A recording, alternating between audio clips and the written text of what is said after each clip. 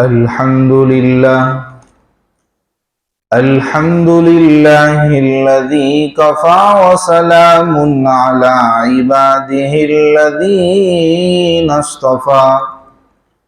أما بعد فقد قال الله تبارك وتعالى في القرآن المجيد والفرقان الحميد: أعوذ بالله من الشيطان الرجيم. بسم الله الرحمن الرحيم. وقال يا بني لا تدخلوا من باب واحد وادخلوا من أبواب متفرقة وما أغني عنكم من الله من شيء إن الحكم إلا لله عليه توكلت وعليه فليتوكل المتوكلون إلى آخر الآية. صدق الله العظيم. بزرگان محترم، میرے نوجوان ساتھیوں، آپ حضرات نے کل سنا تھا کہ یوسف علیہ السلام جو کہ عزیز مصر ہے، انہوں نے اپنے 10 بھائیوں کو جو پہلی مرتبہ غلہ لینے آئے تھے، ان کو اس شرط کا پابند بنایا تھا کہ آئندہ آؤ تو اپنے اللہ بھائی کو لے کر آنا، توج غلہ ملے گا. پھر گھر جا کر بچوں نے، بیٹوں نے والد صاحب کے سامنے یہ شرط رکھی. پھر حضرت یعقوب علیہ السلام اللہ پر اعتماد کرتے ہوئے، اللہ بہترین محافظ ہے، اللہ ارحم الراحمین ہے، اور غلے کی ضرورت یہ خاندانی ضرورت تھی جس کے بغیر چارہ کار نہیں تھا، تو تیار ہو گئے اور اس کے اوپر قسمیں بھی کھلائی تاکہ یہ حفاظت کرنے میں بنیامین کی کوئی کسر نہ چھوڑے. اور قسم کھلانے کے اندر اتنا بھی وہ نہیں کرنا چاہیے کہ بالکل سامنے والے کے لیے کوئی راہ باقی نہ رہے، کہ جو اس کی قدرت میں نہ ہو، جو اس کی اختیار میں نہ ہو، اگر وہ چیز آ پڑے، وہ آفت آ پڑے تو پھر بیچارہ انسان کیا کرے گا. تو اس کے لیے یہ بھی فرمایا کہ الا ان یحاط بکم، اگر کوئی ایسی مصیبت تم کو گھیر لیتی ہے تو پھر الگ بات ہے، وہ تو اللہ کی مرضی ہے. کل ایک بات رہ گئی تھی جو ہمارے لیے درس کی تھی، عبرت کی تھی، وہ تھی وَلَمَّا فَتَحُوا مَتَاعَهُمْ والی جو آیت تھی. اس کے اندر ہم نے دیکھا نا کہ یہ بادشاہ نے، یوسف علیہ السلام نے ان کی جمع پونجی کو ان کے اسباب کے اندر، ان کے سامان میں واپس بھیج دیا. اب گھر آ کر ان کو وہ ملی، دیکھا انہوں نے، تو ایسی کوئی چیز ہمارے پاس بھی آ جاوے کسی کی، اور قرائن سے ہمیں اس بات کا اندازہ لگتا ہو، پتہ لگتا ہو کہ بھئی یہ سامنے والے نے جان بوجھ کے بطور ہدیہ بھیجی ہے، یہ ایسی بھول نہیں ہو سکتی ہے، وہ ہمارا خیر خواہ ہے اور اس کا یہ مقصد ہے. قرائن سے معلوم ہوتا ہو تو پھر تو ہمیں وہ چیز ایکسیپٹ کر لینی چاہیے. اسی وجہ سے دیکھو یعقوب علیہ السلام نے آثار سے پتہ لگا لیا تھا کہ یہ آئی ہے، یہ بھول سے نہیں آئی ہے، جان بوجھ کے بھیجی گئی ہے، اور اس کے پیچھے یہ مقصد ہو سکتا ہے خیر خواہی. تو پھر تحقیق کرنے کے بارے میں کوئی ڈسکس آئی نہیں کہ بھئی جب دوسری مرتبہ جاؤ تو یہ کہنا کہ اس طرح آ گیا تھا، بھول سے، امانت تھی، نہیں. ہاں اگر ہمیں شبہ ہو، شک ہو کہ یہ فلانے کی طرف سے کوئی چیز آئی ہے تو یہ ہمارے لیے آئی ہے، بھول سے آ گئی ہے، شبہ ہو تو پھر تحقیق ضروری ہے. یہ ایک بات کل رہ گئی تھی. خیر، آج یعقوب علیہ السلام نے بنیامین کو لے جانے کی پروانگی دے دی، تو اب سفر شروع ہو رہا ہے مع بنیامین. پہلے سفر میں وہ 10 بھائی تھے، اب یوسف علیہ السلام کا حقیقی بھائی جو ہے وہ بھی ساتھ میں سفر پر، اور مصر کے لیے ان کی روانگی ہو رہی ہے. تو روانگی سے پہلے حضرت یعقوب علیہ السلام نے روانگی کے کچھ آداب سکھائے، یا پھر یہ کہو کہ کچھ نصیحت کی کہ جب وہاں پہنچو گے، مصر مقام پہ پہنچو گے، بادشاہ کے در پہ پہنچو گے، ملک مصر کے دروازوں پر پہنچو گے، اس سے پہلے تو آپ کو سنگت نہیں چھوڑنی ہے، ساتھ نہیں چھوڑنا ہے، بنیامین کے ساتھ برابر رہنا ہے اور سب کو ساتھ میں جانا ہے۔ لیکن جیسے ہی شہر پر پہنچو، دروازے آئے تو پھر متفرق ہو جانا ہے، الگ الگ ہو جانا ہے، ایک دروازے سے داخل مت ہونا، الگ الگ دروازوں سے داخل ہونا۔ یہ تدبیر بتا رہے ہیں، یہ ایک طرح کی تدبیر ہے۔ کیوں یہ تدبیر بتائی یعقوب علیہ السلام نے، وہ بعد میں بتاتا ہوں، پہلے اس کا ترجمہ سنو۔ وَقَالَ يَا بَنِيَّ لَا تَدْخُلُوا مِن بَابٍ وَاحِدٍ، یعقوب علیہ السلام نے فرمایا، اے میرے بیٹو، ایک دروازے سے داخل نہ ہونا، یعنی جب شہر میں پہنچو تو ایک دروازے سے سب کے سب داخل نہ ہو جانا۔ وَدْخُلُوا مِنْ أَبْوَابٍ مُتَفَرِّقَةٍ، الگ الگ دروازوں سے داخل ہونا۔ وَمَا أُغْنِي عَنْكُمْ مِنَ اللَّهِ مِنْ شَيْءٍ، اور یہ تدبیر بتا کر میں تم سے اللہ کے حکم کو ٹال نہیں سکتا۔ إِنِ الْحُكْمُ إِلَّا لِلَّهِ، حکم تو صرف اللہ ہی کا چلے گا، حکم تو صرف اللہ ہی کا ہے۔ عَلَيْهِ تَوَكَّلْتُ، اور میں نے اسی پر بھروسہ کیا ہے۔ وَعَلَى اللَّهِ فَلْيَتَوَكَّلِ الْمُتَوَكِّلُونَ، اور اللہ ہی پر بھروسہ کرنے والوں کو بھروسہ کرنا چاہیے۔ یوسف علیہ السلام کے جو بھائی مصر کی طرف روا دوا ہے، تو یعقوب علیہ السلام نے یہ نصیحت فرمائی کہ بھئی جب شہر پہنچو تو اس بات کا خیال رکھنا کہ دروازے بہت سارے پڑیں گے تو سب الگ الگ ہو جانا، ایک دروازے سے داخل نہ ہونا۔ کیا وجہ ہے؟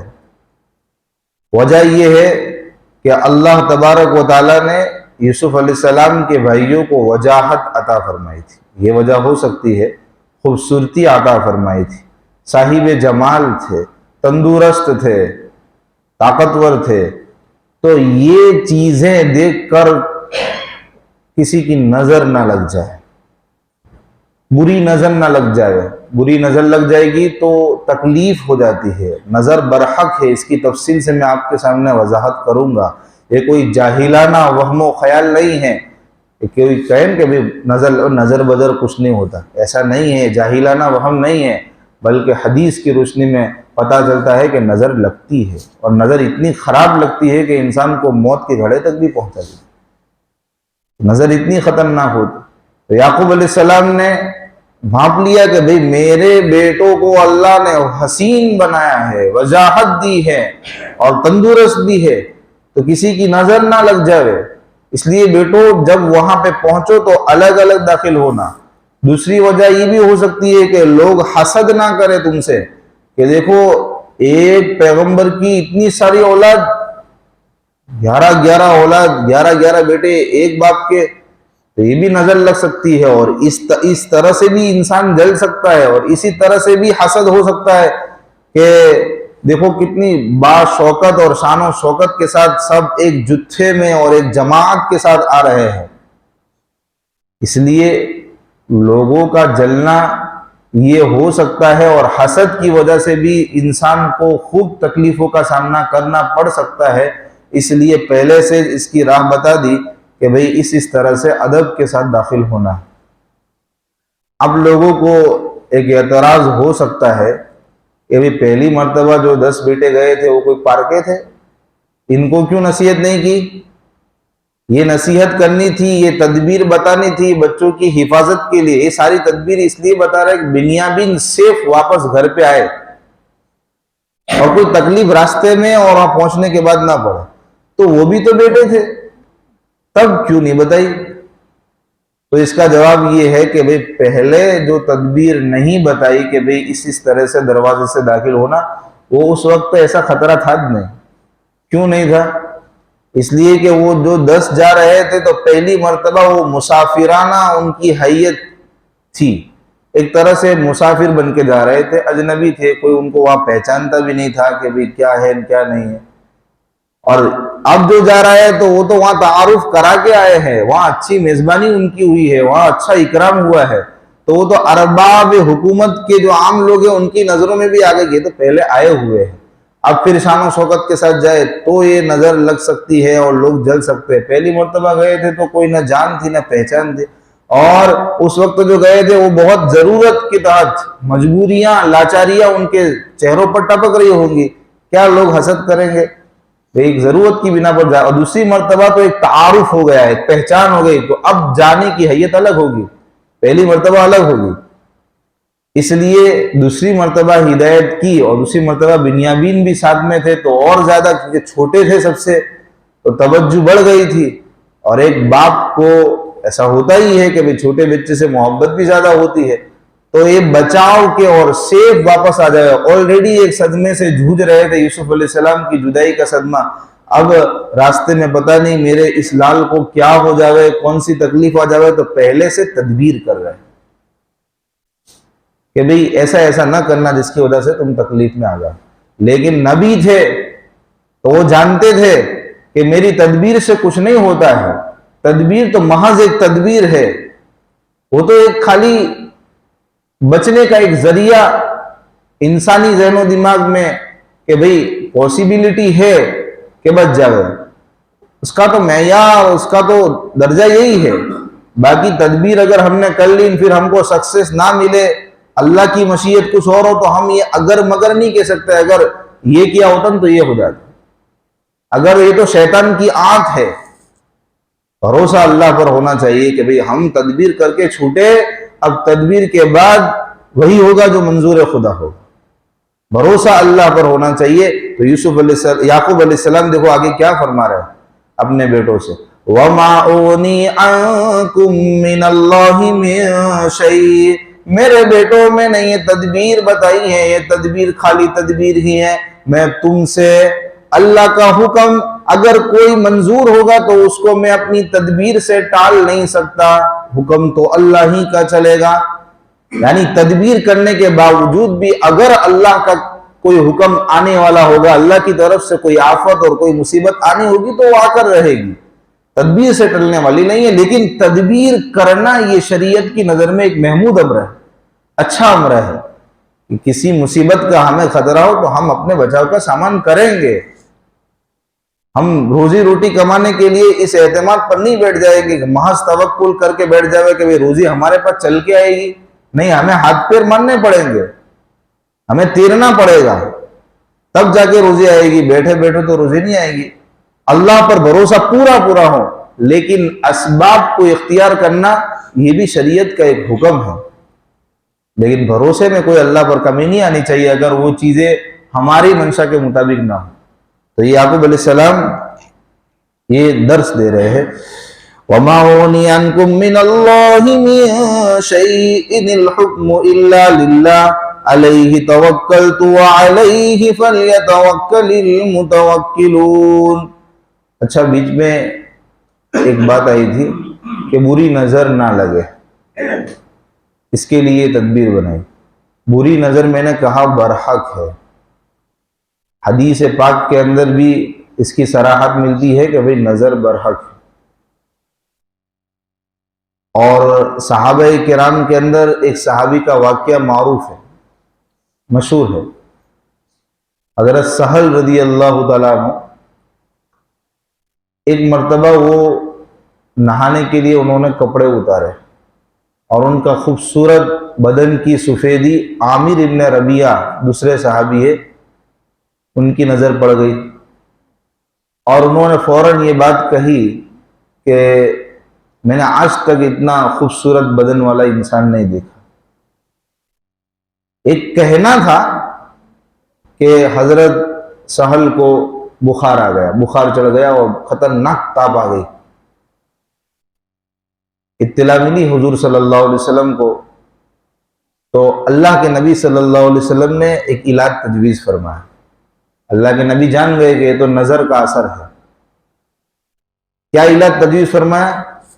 ہم کو یا ماشاءاللہ علاج بھی سیکھنے کو ملتا ہے. دیکھو علاج تجویز فرمایا کہ عامر ابن ربیعہ کو بلایا کہ وضو کرو، اور وضو کر کے جو پانی برتن میں اکٹھا ہو وضو کا غسالہ، ہاتھ پیر سب وضو میں دھوتے ہیں نا، اس کا جو غسالہ برتن میں جمع ہو، اس کا جو پانی جمع ہو، اس کو سہل پہ چھڑک دو، سہل پہ ڈال دو۔ انہوں نے ایسا کیا، بخار غائب۔ تو یہ نظر ہٹانے کا ایک عمل ہے، اس طرح سے نظر ہٹائی جا سکتی۔ اس وقت اللہ کے نبی صلی اللہ علیہ وسلم نے عامر ابن ربیعہ کو یہ تنبیہ کی تھی کہ بھئی آپ کی جب حسن پر نظر پڑی، ان کے بدن پر نظر پڑی، تو آپ ان کو دعا دے دیتے، برکت کی دعا دے دیتے۔ نظر برحق ہے، نظر نے اپنا اثر دکھا دیا، اس کی وجہ سے وہ بخار کے اندر مبتلا۔ تو یہ جو عوام کے اندر اگر یہ جاہلانہ وہم ہو کہ نظر بظر کچھ نہیں ہوتا، تو یہ سب باتیں ہیں۔ نظر ہوتی ہے، لگتی ہے، بلکہ نظر اتنی خراب بھی لگتی ہے کہ انسان موت کے گھڑے تک پہنچ جاتا ہے۔ اس لیے اللہ کے نبی صلی اللہ علیہ وسلم نے خود نے اور امت کو بھی تلقین فرمائی ہے کہ بری نظر سے پناہ مانگو، بری نظر سے پناہ مانگو۔ چلیے آگے۔ وَلَمَّا دَخَلُوا مِنْ حَيْثُ أَمَرَهُمْ أَبُوهُمْ مَا كَانَ يُغْنِي عَنْهُمْ مِنَ اللَّهِ مِنْ شَيْءٍ إِلَّا حَاجَةً فِي نَفْسِ يَعْقُوبَ قَضَاهَا، اور جب وہ اس طریقے پر داخل ہوئے جس طریقے پر ان کو ان کے ابا نے حکم دیا تھا، مَا كَانَ يُغْنِي، پھر سے وہی بات کہ حضرت یعقوب علیہ السلام یا وہ ان سے اللہ کے کسی حکم کو ٹال نہیں سکتے، الا حاجتن فی نفس یعقوب قضاها، وہ تو ایک بس ارمان تھا یوسف علیہ السلام کا، بچوں کے اوپر ایک باپ کی شفقت ہوتی ہے تو پدرانہ شفقت تھی، جس کی بنیاد پر انہوں نے ایک ارمان اور ایک تدبیر بتائی تھی۔ وہ ارمان تھا، وہ ان کا پورا ہو گیا۔ وہ اس طور پہ پورا ہوا کہ بچوں نے باپ کی اطاعت کرتے ہوئے وہ الگ الگ دروازوں سے داخل ہوئے، ایک دروازے سے داخل نہیں ہوئے۔ تو یہ ان کا ارمان تھا، وہ ارمان پورا ہو گیا۔ باپ کا ایک تھا کہ بھئی اس طرح سے داخل ہوں گے تو یہ مصیبتیں نہیں آئے گی، نظر نہیں لگی، اور حقیقت میں ہوا بھی ایسا کہ نظر بظر تو نہیں لگی۔ اس سفر کے اندر حضرت یعقوب علیہ السلام کی جو منشا تھی وہ تو حقیقت میں پوری ہوئی ہے کہ کوئی نظر بد کا واقعہ آیا ہو، کوئی حاسدین کا حسد کہ اس کی بنا پر ان کو خطرناک تکلیف ہو، ایسا نہیں ہوا۔ لیکن حقیقت میں مقصد کیا تھا؟ بنیامین سیف واپس آیا، وہ نہیں ہوا۔ ان کو مصر میں روک لیا گیا، وہاں تک یعقوب علیہ السلام کی نظر نہیں پہنچی ہوگی تو انہوں نے اس کی تدبیر بھی نہیں اپنائی ہوگی۔ انہوں نے تدبیر اپنائی کہ بھئی کوئی بیٹوں کے اوپر جلے نہیں اور بری نظر نہ لگے جس کی وجہ سے ان کو تکلیف نہ پہنچے۔ تو یہاں بری نظر بھی نہیں لگی، اس سے بھی بچ گئے، تو تدبیر کام آئی۔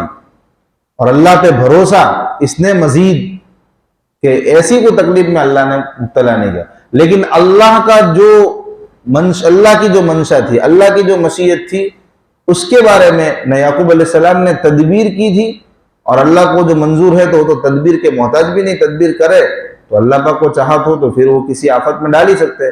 لیکن یہ جو مصیبت تھی وہ مصیبت بھی راحت تھی کہ یا اس طریقے سے یوسف علیہ السلام سے بنیامین کی ملاقات ہوئی، دونوں ملے ہیں آپس میں، اور یہ یعقوب علیہ السلام کو جو بہت بڑا صدمہ تھا نا، یہ آگے چل کر اس صدمے کا علاج بننے والے تھے۔ تو یہ تو ان کے حق میں اللہ کی طرف سے جو مصیبت تھی کہ دوہرا صدمہ لگا، یہ ان کے لیے خیر ہی تھا۔ وَإِنَّهُ لَذُو عِلْمٍ لِّمَا عَلَّمْنَاهُ وَلَكِنَّ أَكْثَرَ النَّاسِ لَا يَعْلَمُونَ، اور بے شک یعقوب علیہ السلام علم والے ہیں جو ہم نے ان کو عطا فرمایا ہے، لیکن اکثر لوگ جانتے نہیں ہیں۔ لوگ کیا کہتے ہیں؟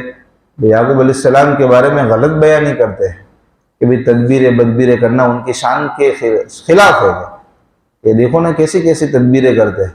تو اللہ پاک یعقوب علیہ السلام کی مدح فرما رہے ہیں، یعقوب علیہ السلام کی تعریف فرما رہے ہیں کہ یعقوب علیہ السلام کوئی جیسا تیسا انسان نہیں ہے، علم والا آدمی ہے، اور وہ علم کوئی ان کا اکتسابی کہ کہیں کالج میں، یونیورسٹی میں، مدرسے میں جا کر پڑھاؤ ایسا علم نہیں ہے۔ من جانب اللہ، اللہ کی طرف سے ان کو اس علم سے نوازا گیا ہے، براہ راست اللہ کی طرف سے علم ملا ہے۔ وہ تو جانتے ہیں کہ یہ تو محض ایک تدبیر ہے، اسی وجہ سے تو انہوں نے آگے فرمایا کہ بھی تدبیر کے اوپر کوئی اعتماد نہیں ہے، تدبیر تو بس خالی ایک ارمان ہے جو پورا ہو جائے تو ہو جائے، باقی اصل تو معاملہ اللہ سے کنیکٹڈ ہے کہ اللہ تعالیٰ پورا کریں گے، اللہ پر بھروسہ ہے، اللہ آسان فرمائیں گے۔ لیکن لوگ جانتے نہیں ہیں، لوگ فضول باتیں کرتے رہتے ہیں کہ بھی پیغمبر کے لیے مناسب نہیں تھا کہ یہ تدبیر کرتے۔ تو آج کے درس قرآن میں ہمیں بہت بڑی بات جو سیکھنے کو ملی ہو نا، وہ یہ ہے کہ توکل اور تدبیر دونوں میں یعقوب علیہ السلام کے قصے میں توازن ہے کہ انہوں نے تدبیر کو بھی جگہ دی اور اس سے بڑھ کر توکل کو بھی سامنے رکھا۔ ہم میں سے بہت بڑا طبقہ ایسا بھی ہوگا جن کے اوپر مغربیت کا بھوت سوار ہوگا کہ وہ کیا کریں گے، باطن کو نہ دیکھو، خالی ظاہر کو دیکھو، ظاہر سے سب کچھ ہوتا ہے۔ تو اللہ پر بلیو، اللہ پر بھروسہ ان کو ذرا برابر نہیں ہوتا، وہ تو خالی ظاہر کو دیکھتے ہیں اور ظاہر کے دیوانے ہو جاتے ہیں، اور ان کی دیوانگی اس حد تک بڑھ جاتی ہے کہ پھر آج کل کے لوگ سائنس کو ہی خدا مان لیتے ہیں، اس لیے کہ وہ ان کو دکھتا ہے۔ تو وہ تدبیر اور ظاہر کو کہ اس سے چیزیں حل ہوتی ہے، اگر ان سے ان کا کام ہو رہا ہے، ان کی کشتی چل رہی ہے، تو وہ اس قدر غلو میں مبتلا ہو جاتے ہیں اور اس قدر حد سے بڑھ جاتے ہیں کہ یہی خدا ہے۔ بھئی پرابلم سولو تو اس لیے ہوتی ہے کہ ظاہر محنت کرو گے تو پیسہ آئے گا، اور محنت سے ہی پیسہ آتا ہے۔ تو انہوں نے اللہ کا تصور، اللہ پر بھروسے کا تصور یکسر نظر انداز کر دیا۔ یہ تصور بھی غلط ہے کہ خالی ظاہر کے پجاری بن جاؤ، اور یہ تصور بھی صحیح نہیں ہے۔ ایک باطن کے اوپر اتنا اعتماد کر دیا، جو چیز چھپی ہوئی ہے، اللہ پر اتنا اعتماد کر دیا، اللہ پر بھروسہ تو فل ہونا چاہیے، لیکن اونلی فور خالی اللہ پر بھروسہ، اب اس کے بعد تدبیر کے نام پر کچھ نہیں، ہاتھ پیر نہیں ماننے ہیں، روزی خود بخود چل کے آئے گی۔ تو بھئی اللہ کا نظام ایسا نہیں ہے، اللہ پہ بھروسہ رکھو لیکن اسباب بھی اختیار کرو، اسباب کے اندر وہ تاثیر نہیں ہے، یہ بات سمجھ لیجیے، اسباب سے کچھ نہیں ہوتا ہے۔ آج کی تعلیم اور آج کی تفسیر کا خلاصہ یہی ہے، یعقوب علیہ السلام کے اس قول سے اور ان کے اس عمل سے یہی بات ثابت ہو رہی ہے، اسباب سے کچھ بھی نہیں ہوتا، مسبب الاسباب سے جو کچھ ہوتا ہے وہ ہوتا ہے۔ لیکن ہم یہ کریں کہ مسبب الاسباب سے ہوتا ہے، اللہ کو جو کرنا ہوگا وہ کریں گے، ہم تو اسباب اختیار کریں گے نہیں، تو ہم احمق ہیں، ہم بے وقوف ہیں، ہم غلط روش پہ جا رہے ہیں، ہم غلط چیزوں کی طرف پڑھ رہے ہیں۔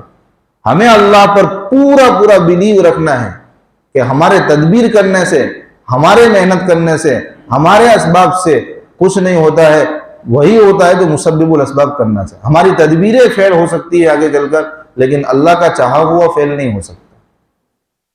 پانی سے جو نل نکلتا ہے، نل سے جو پانی نکلتا ہے، تو وہ پانی کی تقسیم میں اور پانی کے آنے کے اندر نل کا کوئی دخل ہے؟ بھئی وہ تو بس خالی پانی کو نکالتا ہے۔ تو یہ تو ایک ذریعہ ہے، ایک تدبیر ہے کہ پانی کو آسانی کے ساتھ نکالنے کے لیے نل لگاتے ہیں۔ اب کوئی بیوقوف انسان نل کو ہی پانی دینے والا تصور کر لے کہ نل پانی دیتا ہے، تو پھر یہ غلط بات ہے نا۔ تو یہ تو ایک تدبیر ہے جو اللہ نے بندوں کی آسانیوں کے لیے ان کے ذہنوں میں ڈالتا ہے، شکلوں میں وجود میں لاتا ہے کہ انسان اس کو اپنا یہ کرے وہ کرے تو اس کا یہ کام ہوتا ہے۔ باقی بلیو ان پر نہیں ہونا چاہیے۔ اسباب کو اسباب کے دائرے میں رکھتے ہوئے ہم کو استعمال کرنے کی پرمیشن اللہ نے دی ہے کہ یہ کرو گے، اس کو کرو گے تو یہ کام ہوگا، اس کو کرو گے تو یہ کام ہوگا۔ لیکن پانی اب نل نہیں دینے لگے گا، پانی تو اللہ ہی دیں گے، ذریعہ نل کو بنایا ہے۔ تو یہ آج کی تفسیر کا خلاصہ ہے، اس میں بہت امپورٹنٹ، بہت ہمیں ایمان کی سطح سمجھائی ہے، ایمان کی تہ تک ہمیں جانے کو سمجھا ہے۔ اور ایک سائیڈ میں ایک بات ہمیں بھی سمجھنے کو ملے گی کہ بھی نظر برحق ہے۔ نظر سے ایسے نہ رہو کہ بھی کسی کی نظر جیسے چاہو کھاتے پھرو، خوبصورتی پر بھی نظر لگ سکتی ہے، مال دولت پر بھی نظر لگ سکتی ہے۔ اس سے واقعہ بیچ میں آیا تھا نا ایک صحابی کا، اس سے ہمیں یہ بھی سیکھنے کو ملا تھا۔ یہ چیزیں ہمیں سیکھنے کی، سمجھنے کی، کہ ہم کسی کے اندر کوئی چیز بھلائی کی دیکھے، اللہ کی نعمت کو کسی کے پاس دیکھا، کسی کے پاس دولت ہے، کسی کے پاس خوبصورتی ہے، تو اسے جلے نہیں، اس کے بارے میں ایسا مت بولے کہ کتنا خوبصورت انسان تو میں نے کبھی نہیں دیکھا، یہ سامنے والوں کو نظر لگ جائے گی، بیچارہ وہ تکلیف میں مبتلا ہو جائے، بلکہ آپ یوں کہیں ماشاء اللہ لا حول ولا قوت الا باللہ، تاکہ وہ بیچارہ بری نظر سے محفوظ ہو جائے، حسد سے محفوظ ہو جائے، آپ اس سے جلے نہیں بلکہ برکت کی دعائیں دے، تاکہ وہ نعمت اللہ آپ کو بھی عطا کرے۔